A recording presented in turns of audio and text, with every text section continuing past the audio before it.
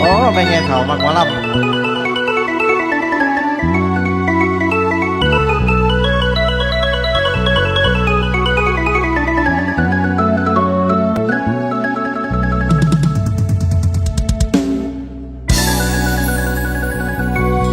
หนาวหัวใจย้ำลมตองพอลมซาเดือน12เป็นมาฟองเอียงนอ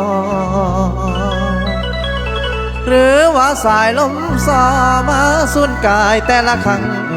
มันเย็นจอยเข้าใส่ใจเด้อน้อ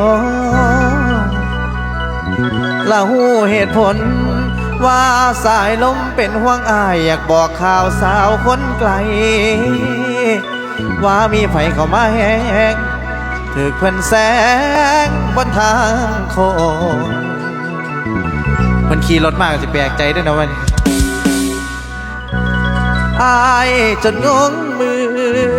เจ้าโทรมาว่าจบกันน้องฟังคำเว้าเจ้าง่ายๆเจ้าง่ายๆลานางเอ้ยอายแปรลมแปรตา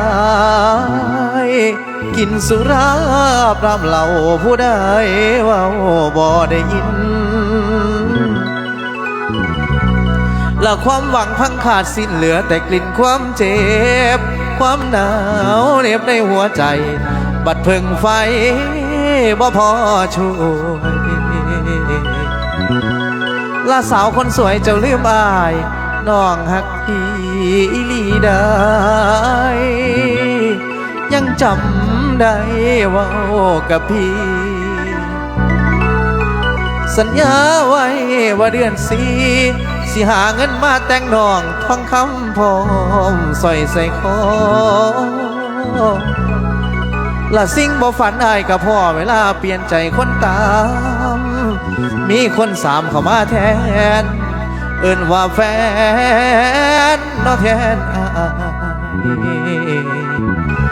เบิดความหมายแล้วบ่ใช้คนนี้จังโทษว่าบุญบ่มีดอกเด้ออายบ่โทษเพิ่นลานางเอ๋ยเจ้าผู้แก้มเปิ้นเวินโตอยู่ไกลใจห่างความอายยอมแพ้ให้แก่เข้าเด้อน้ออายเบิดคำสิเว้านั่งกอดเขามันเหงาจิตคือคนเหมิดความคิดได้นั่งซึมอยู่คือบ้าหยดน้ำตาลูกผู้ชายมันไหลย้อยอายบ่ได้สมอยแต่มันเลิกกลั่นไว้บ่อยู่ลานางเอ๋ยคนที่หมายเป็นไผ่ปูอายคือน้ำตั้งแต่เจ้าบ่มีเจ้าคือต่อไผ่เด้อน้อ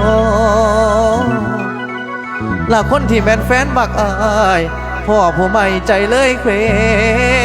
เสียดายเด้คนสุดหักบัดห่างไกลเจ้าลืมอายเพิ่งเข้าใจผู้บ่สายลมฟองมาส่งข่าวเรื่องความมองว่านางน้องนั้นลืมพี่โอ้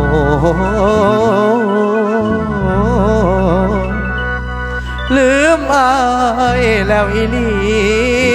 คนเหมือนหวังแทบสิลมสายลมฟองน้องเปลี่ยนใจเด้อน้อโอ้ยคนงาม